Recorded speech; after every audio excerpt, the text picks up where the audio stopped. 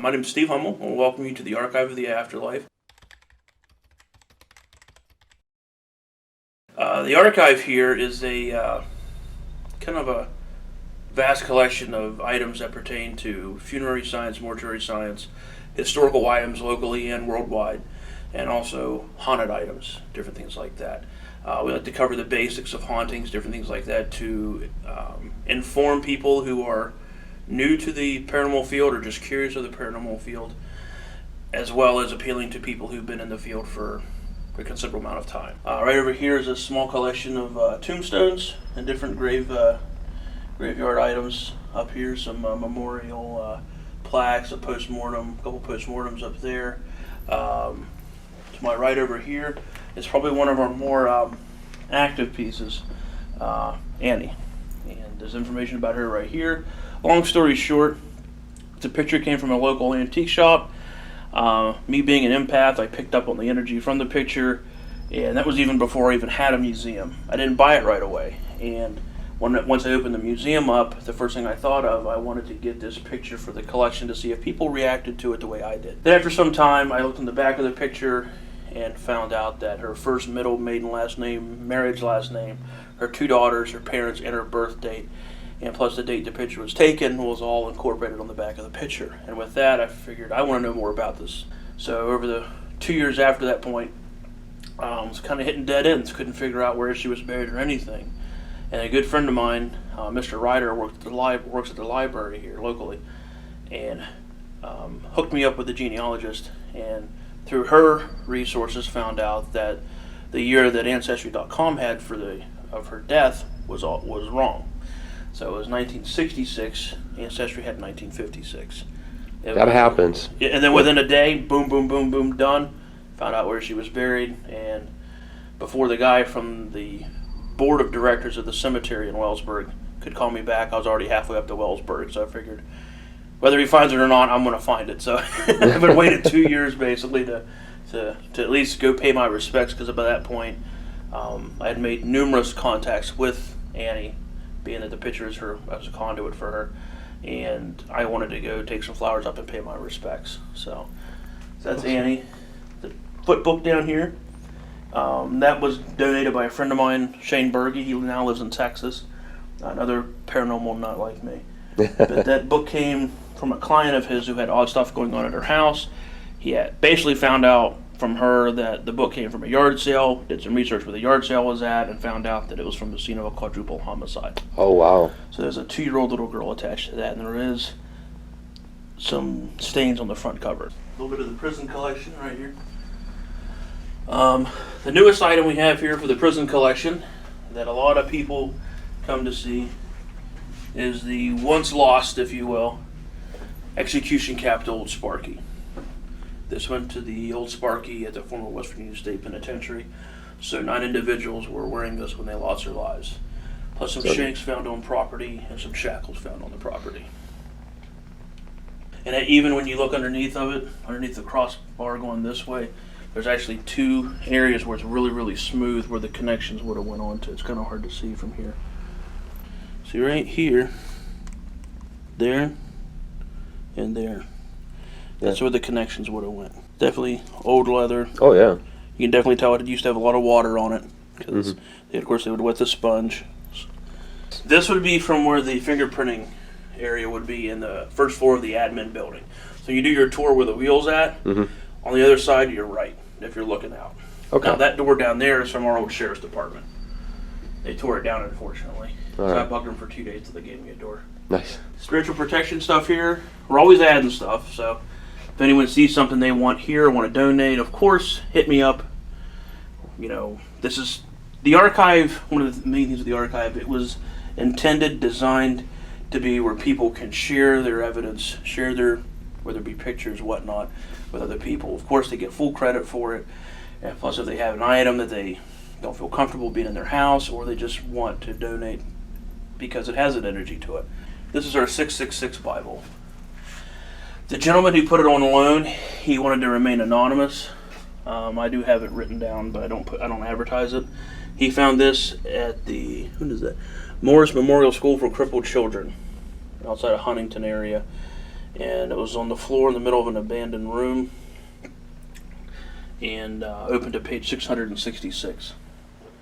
And when he brought it home, of course, the whole story's over here. He was hearing something whisper his name. His dog was creeping out, and then the last 3 days up until we brought it in here to donate it to the museum, the family cat died. His dog got sick, and his mother got gravely ill within 3 days. So it was pretty obvious that there was something connected with the Bible.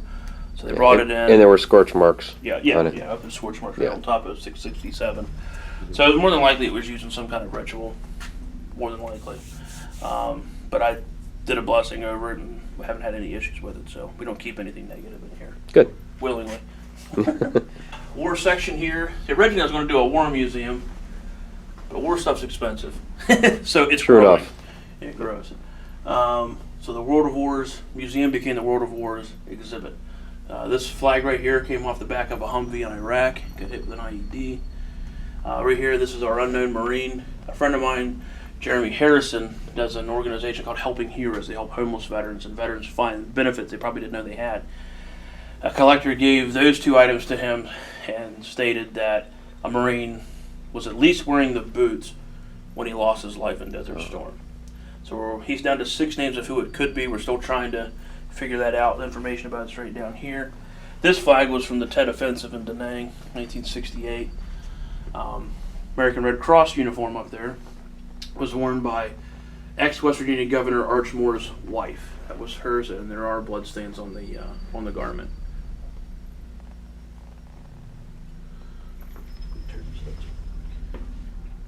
This is our funerary, mortuary stuff. These 2 items here, the no parking signs, were just donated by my friend who owns an antique shop. And these, I told her, I said, these are really expensive. I felt bad, but this came from a funeral home that doesn't even exist anymore here in town, B.W. Riggs.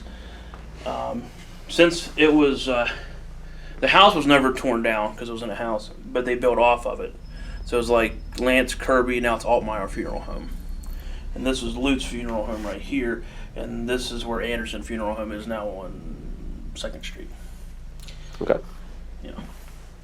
Mourning jewelry here. The only thing that's not funerary are the forks and spoons. This is the only place I had where this little thing, this little display fit. And that's from Shokin Insane Asylum. This building was torn down during the expanding of Penn State University.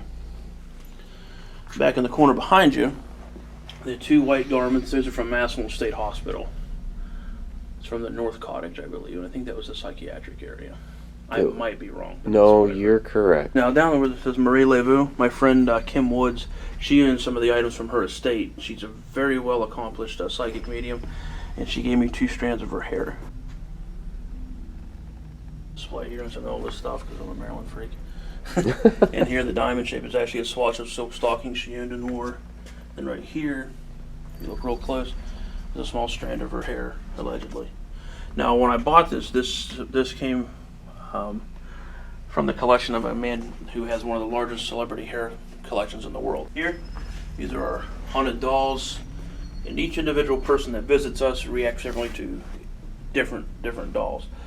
But the top 5, if you will, that people react to are the ones on the top shelf. I had one lady leave after looking at Lydia down there on the bottom right because she said she felt nauseous after looking at her. My favorite's Ashen, the one right behind. Yeah, Ashton's pretty creepy. Yeah.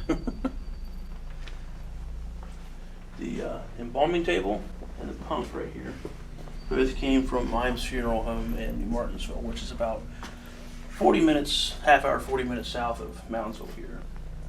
So here we have our post-mortem photography here. Small collection of, I call them the abnormal artifacts. These are items that I pick up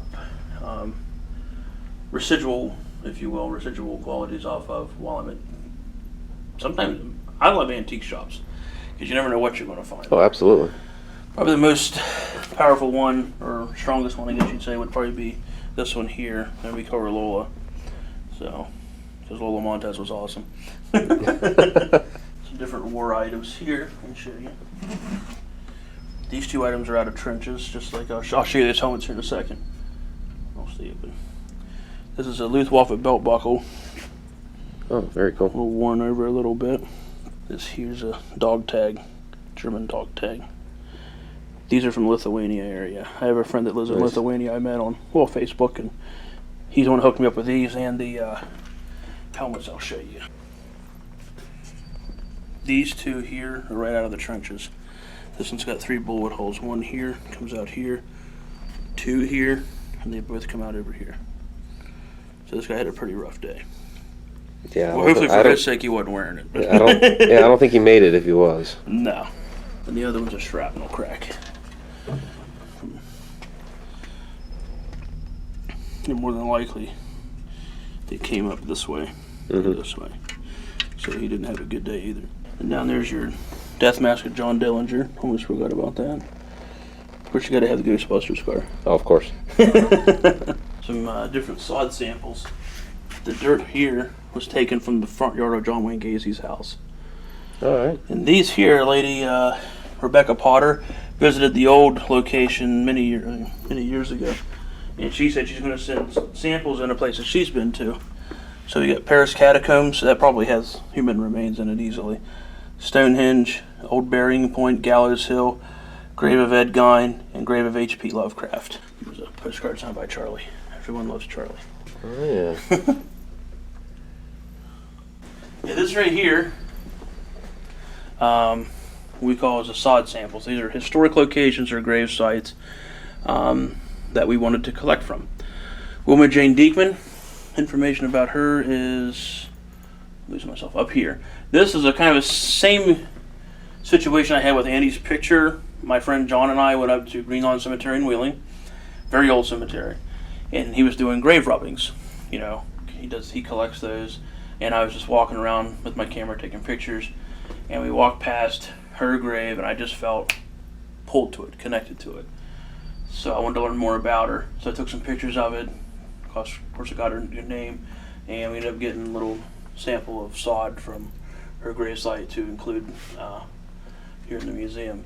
Now, Louisa Catherine Fox, I'm not too well versed with this, but it's a local legend over around St. Clairsville area in a place called Egypt Valley.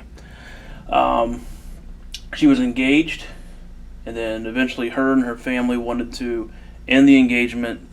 The male suitor was upset, and he murdered her very savagely. And he was the first and only execution in Belmont County, right out in front of the courthouse in St. Clairsville. Nancy Williams, another situation where we're visiting a local cemetery, and I just felt connected in a sense, but this was a little bit more detailed. There's a picture of the gravesite right here. I did a sketch of what I thought I saw, because I didn't want to forget it, so it's not one of my best drawings. Right here's the map. And we had parked. When you go up this road, you come up where the trees are at, you turn around, there's only one way in, one way out. So we're parked this way. And it's dark, so it's at night. And I got out of the car and I started walking down this way, because right about here in the picture was an old tree. For some reason, in my mind's eye, I'm seeing a person hanging from it. Not in real life, obviously, Sure. but I just got that sense. I wanted to walk up and see what I felt. And I got up there and it kind of dissipated. But it was definitely one of those very surreal fall nights. You know what I mean? Fall feeling nights. So on my way back, I get to this point here, and I feel like I'm being watched from up here around the corner of this mausoleum. But then I went to another kind of mine site situation, and I saw a younger woman standing on the corner of that, like she's beckoning this way. Okay. Like she had something to say, you know, she wanted to show me something. So I made my way up to the car, got my phone so I could have a flashlight. And then me and my friend John went up this little ramp up this way to go up behind it. And if you go off this corner over to what would be the back corner and go up about 20, 25 feet, 30 feet, Nancy Williams, and she was 19 years old. Wow. I just thought it was interesting. Because once I saw that tombstone, I'm like, boom, this is where I wanted to be. Yeah. And I think in most cases, when people have experiences like that, especially in the cemetery, I get the vibe they just want someone to visit them. Yeah. Because she died like Exactly. 1839. So I guarantee you she didn't have anyone going up there to visit.